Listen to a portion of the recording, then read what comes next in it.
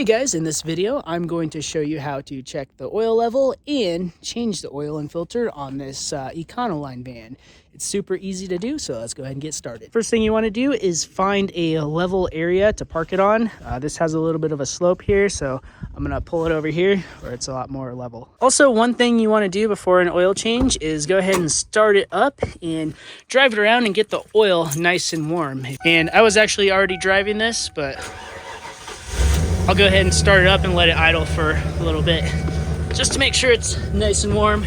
And the reason you want to do this before doing an oil change is because the oil kind of grabs all of the condensation and moisture and contaminants in the engine and brings it down into the oil pan. And also oil flows better when it's warm, so that will help it drain all the way out better.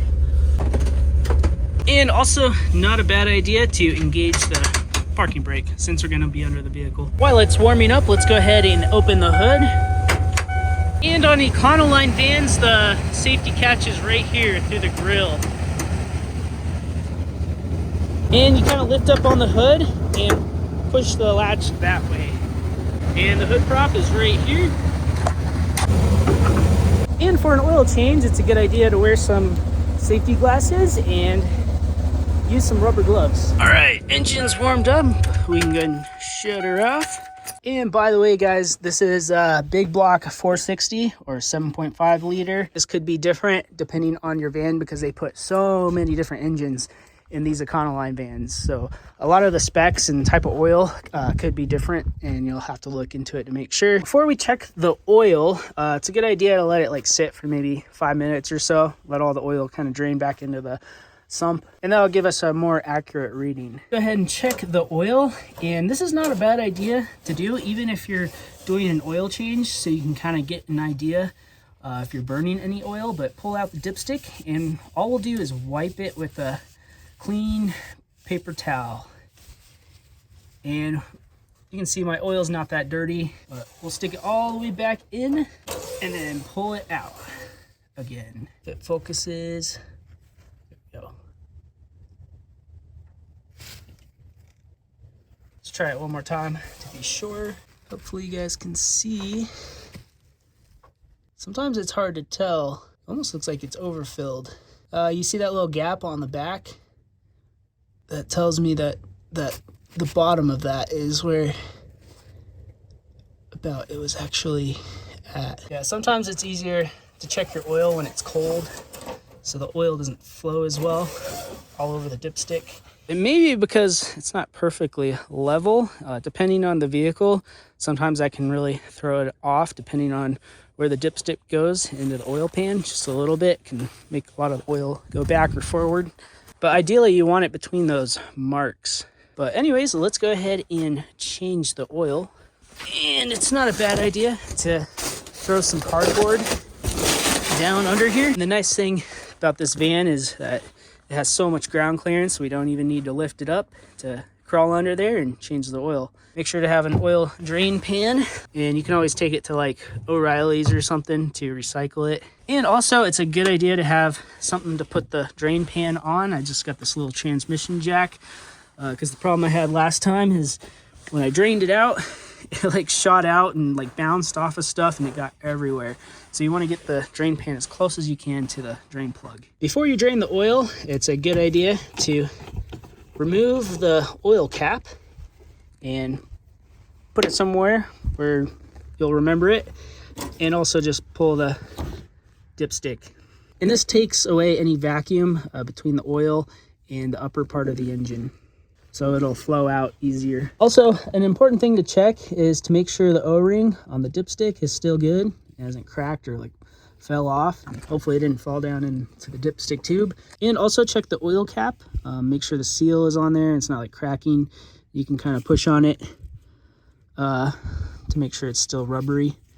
And if you notice that it's leaking around here, then it's probably time to change the oil cap. However, this has a remote tube, so it's unlikely oil is really going to find its way up here. Here we are under the van, and this is the transmission pan. You can see the bell housing. Here's the exhaust, downpipe, and then that's the saddle with the front I-beam independent suspension. And here is the drain plug, and that is the dipstick tube. And like I was talking about earlier, you can see that it dips into the rear of the pan. So if this vehicle is on a slope pointing back, it's definitely gonna read a bit more full. So keep that in mind. Make sure it's level when you check your oil. And this drain plug is 16 millimeter. And to loosen it, we go counterclockwise. So we got it loose, and we can go ahead and stick the drain pan under it. And just pull it off by hand. You can see it like kind of wants to shoot out. So if this pan is too far down, you're gonna have problems with oil getting everywhere, very likely. But we'll make sure that's gonna catch all of it, and we'll let that drain. So while it's draining, let's go ahead and take a look at the drain plug, and you can see the threads are all good. I think you can even get a drain plug that has a magnet that pulls out any junk in there. And ideally, you'd always want to replace this little crush ring. Unfortunately, I don't have one with me right now, but a lot of times you don't really have to replace it unless it's like leaking, or you pull it off and it's all messed up, or there's like multiple crush rings on there or something crazy. A lot of times you can get away without replacing it. And usually the worst thing that would happen is it just has a very, very slow leak or seep. But it's not a bad idea to replace the crush ring if you can. And this one actually has like a rubber center, so we'll look all the way around, and it doesn't look like it's breaking apart or anything. And this wasn't leaking beforehand, and I've already replaced the oil once before, so I'm just gonna reuse this one. Here is the oil filter I got this time. It's just from Napa, and I like the ones that have it covered. Kind of just prevents random stuff from getting inside there, or an angry employee throwing like metal shavings or something inside there.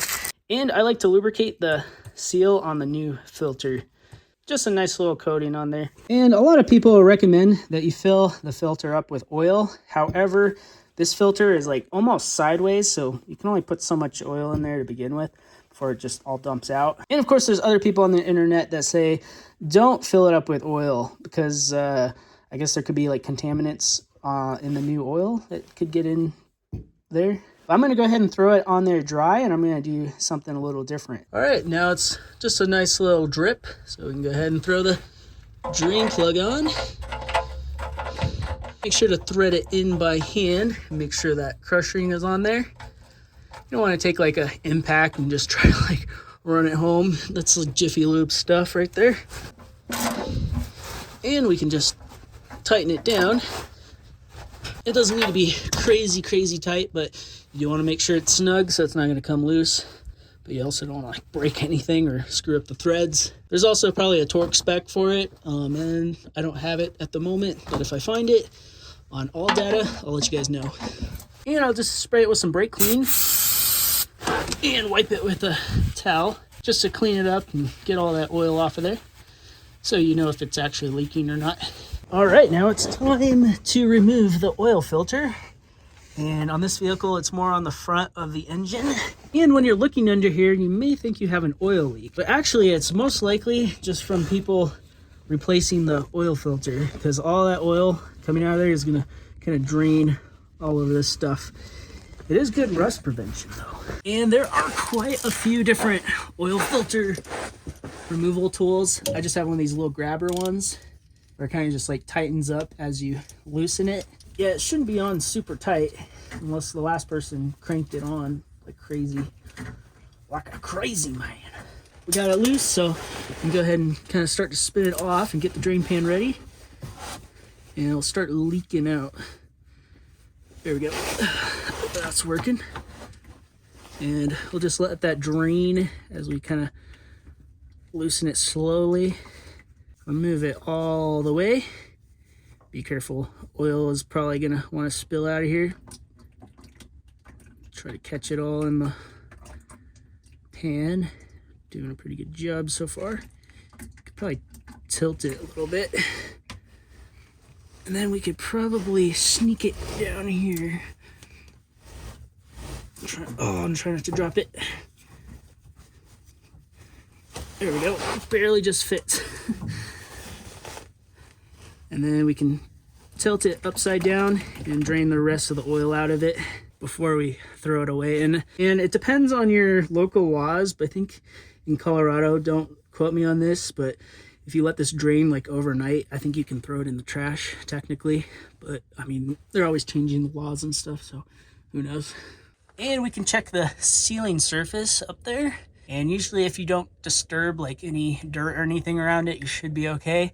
And also make sure the old seal isn't stuck on there, because that can be a problem and really cause oil leaks. Let's see if you guys can see it. And we got the new filter. Let's just try to be really careful not to get like dirt on it or inside where the oil goes. And it's kind of a two-handed job. Sneak it on up here. Oh, you have to get the angle kind of just right. This one's a little hard to get to, not gonna lie, but the nice thing is that's real protected up there. And then make it as tight as you possibly can with your hands. And that is usually enough. All you need. So I just have one of these little pipe strap wrenches, and you could actually probably use this to loosen it as well. And we just need to tighten it just a little bit. Now we can just take some brake cleaner and clean up all this oil under here, just so it's not dripping. Okay, now we're done underneath, and we didn't make a mess at all. So I'm pretty happy about that. Okay, now we can throw a funnel on, make sure it's nice and clean in there. And according to all data in the internet, this van with the 7.5 or the big block 460, it's a 96. Be sure to check on your van, what kind of engine, because they're all going to be different. But this one takes 6 quarts of oil. And according to all data, there was a bulletin where they changed from 530 to 520. So I got 520 high mileage, Castrol Edge, full synthetic, but that's just what I'm putting in my van. So this is 5 quarts, and then for the 6th quart, I'm actually just gonna use this Lucas heavy duty oil stabilizer. Personally, I really like this stuff, especially on these like older pushrod engines. And it says to use 20% of the system capacity, so 1 quart goes with 4 quarts, but one will go fine with 5 quarts. And I'm sure there's some people out there that say this stuff is horrible. It messes up the oil weight rating. However, someone actually did a test on YouTube. I'll try to leave a link to that, but he actually tested it.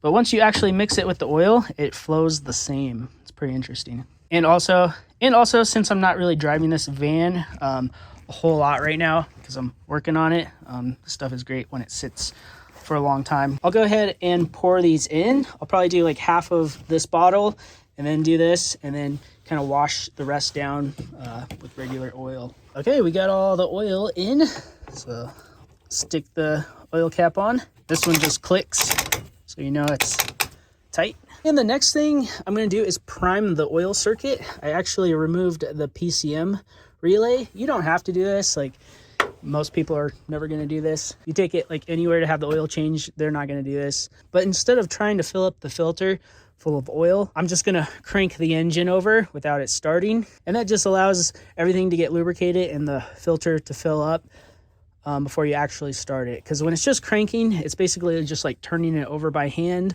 but when you actually have it wanting to start, you have all that force and pressure going down on the rod bearings. And for my job, I work on fancy new European cars, and whenever you do something with the oil circuit, like if you replace an oil pump or have it apart, you have to prime the engine, basically the same way I'm doing here, because those are really sensitive. Obviously these like older, pushrod engines aren't that sensitive. It's usually going to be fine if you just start it up. Just allow the oil to kind of get in everything before you rev it up or anything.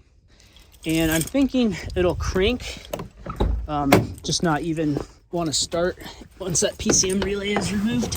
So we'll crank it over for about like 5 seconds or so. See if this even works.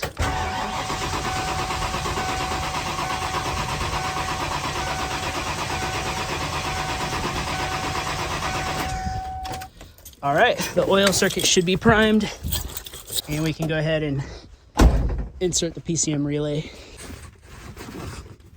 All right, now we can start it up.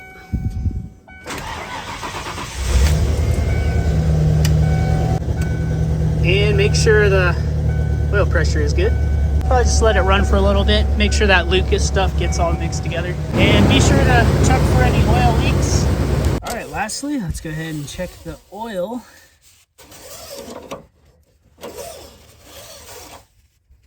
And you can see kind of where it is on those little dots. And it's a little bit lower than full. And it really does matter where you park it, because, you know, I put 6 quarts in it last time and I was over here and it showed a little bit above full. But now with it over here, it's a little bit below. Just a little bit of angle will make a big difference on the dipstick. But just something to keep in mind. But anyways, guys, I hope this video was helpful. Thanks for watching, and I will catch you next time. Peace out.